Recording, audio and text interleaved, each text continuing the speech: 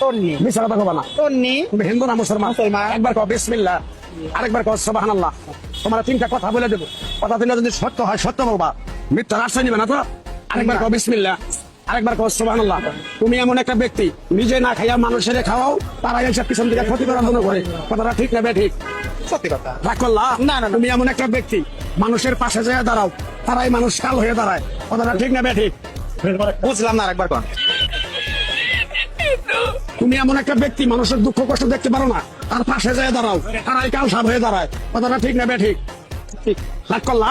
না। তুমি যখন অন্ধকার রাস্তায় একা চলাফেরা করো, পিছন থেকে দাঁড়িয়ে কিরকম একটা শব্দ হয়, পিছনে তাকাই দেখো কিছুই নেই। কথাটা ঠিক না ঠিক? না, আমার ওরকম কোনো শব্দ মতো হয়। খেয়াল করে দাও।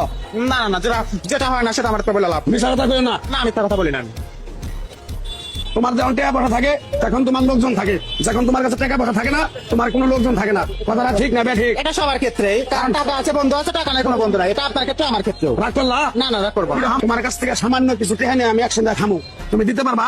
তোমার একটু গাছ দিয়ে দেবো, আমি গাছ টাছ নেই না ভাই। নেওয়া ভালো হবো। না না না না, আমি গাছ টাছ শরীরে দেই না। রাগ করলা? না রাখ না, আমি গাছ মাছ তাবিজ মাবিজ আমি শরীরে দেই না। শোনা, যেটা দেবো না সেটা আমি বলে লাভ নেই। আমি গাছ টাছ দেই না দাদা। তাহলে একটা চা খামো, তোমার টাকা দিবা?